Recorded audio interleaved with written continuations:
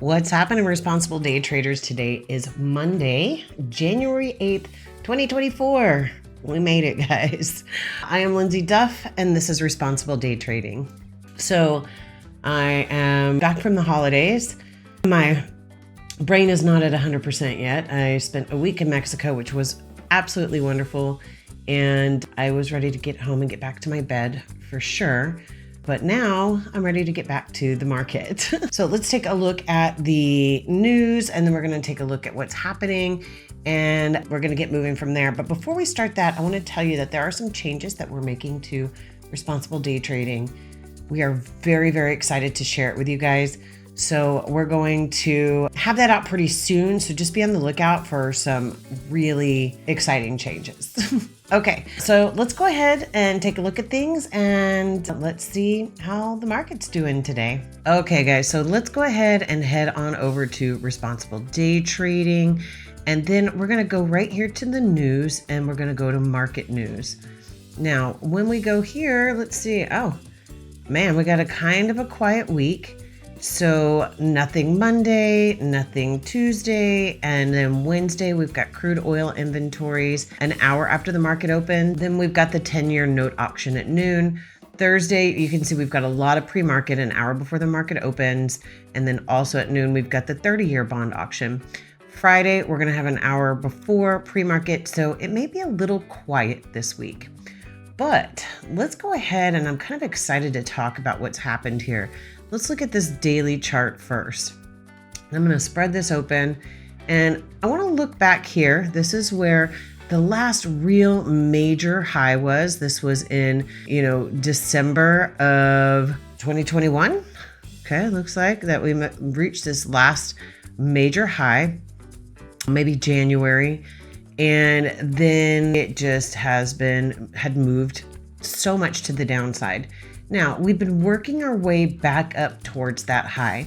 We got not too far from it. You can see this high is, and let's just look at that price so we can see what the high was back here. The high was at 5,037. The high here was at 4,840. So we were not far off from reaching the all-time high before we had a pullback. Now, we anticipated this pullback, guys. We had white pivots here. We had white pivots here. It slowed down. We'd gotten really, really far from our EMAs. We knew there was going to be a reason for it to snap back. Now, are we expecting something like this to happen? We may see that. You can see right now we're outside of the Bollinger Bands with some strength.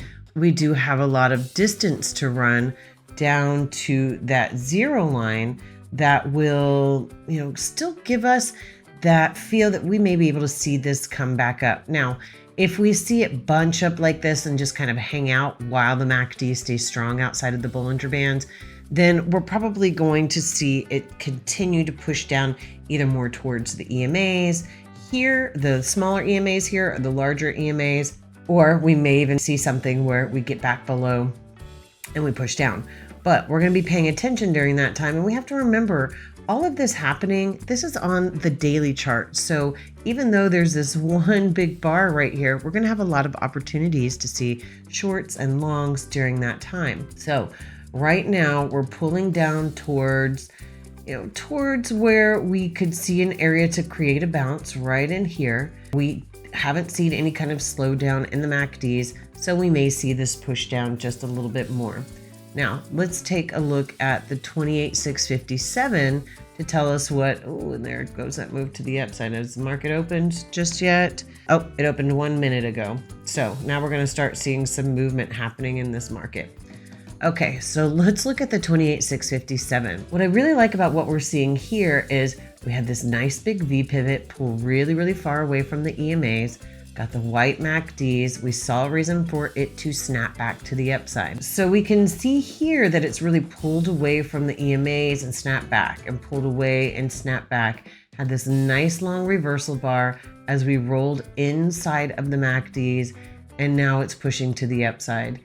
If we look at this particular BB right now there are 10,000, so we've got about half of this price bar left to develop. So it is got a little bit of time and we may see a change in this MACD. Now we can see it's moving a little bit faster now, and I just want to be prepared if we come up here, have a couple of these lines marked so that we can be prepared for that. But we can see that is a lot of distance and strength in the BB as it's pushing up. As I've talked about here as of lately, we do like to see what the next BB that breaks outside of the Bollinger Bands does. Now you can see right here what happened. We broke outside of the Bollinger Bands with strength, but the next BB started to pull it right back in. So I do like to gauge it off of that second BB to see if we're still gonna have some strength moving to the upside, if we're gonna get this quick snapback back inside. So as we're watching this, we're seeing that we do have an area of a lower pivot here. We're seeing that we have the possibility to push through this area and move up towards the next EMA. Now, if we get to this next EMA, we're still going to be a lower pivot here. So we'll have a lower pivot. So we'll have a lower low, lower high, higher low. And if this gets back in here, then we're going to, and pushes back from here, then we're going to have a lower high, which will have us creating a bit of a wedge, and we'll want to see a breakout between those before we make a determination of which direction it's going to continue in. So right now the direction is to the downside on the 28,657. So on the daily chart, it was up. We were above the zero line. We were above the EMAs. So we were anticipating more up. On the 28,657, we've gotten below the zero line down here, below the EMAs, which does tell us more down. But if we get back above the zero line, if we get back above the EMAs, it's going to move that direction to the upside. Which, if we look at all of our other charts currently, the 28,657 is the only chart we have to the downside. Now, looking at our 10,946, the 1597, and the 233, and just kind of looking at where the action is happening between these, it's really, first off, got us to the upside. We're back above everything. And so we see the direction has shifted up. We started off with the direction to the downside. As we can see, we were back below things here and here and here. But as the morning has started to progress, we've gotten back above things. And honestly, guys, I think we have a good chance for this to continue moving up. So right now we can see these pivots trying to make higher highs on the MACDs. We're starting to get back above this area that was making a little bit of lower highs. We'll have to get back above this area if we want to break out of that wedge potential like I was talking about. So just getting back above here, if we see this strength continuing as we do here, it's not going to be too difficult to get back above it. We may see some pullbacks into the areas as the EMAs are opening up strong on the 1597 and the 233 to give us some areas to have a bounce to move up. So, you know, what goes up must come down, right? So we've seen this moving up. We do expect some sort of pullback at some point, especially with what we're seeing right here in the MACDs on the 1597, getting those really, really white pivots as we're not making any higher pivots here. So we do expect that to pull back at some point. I mean, that's just the nature of the game, right? We do see it move up. We do see it pull back.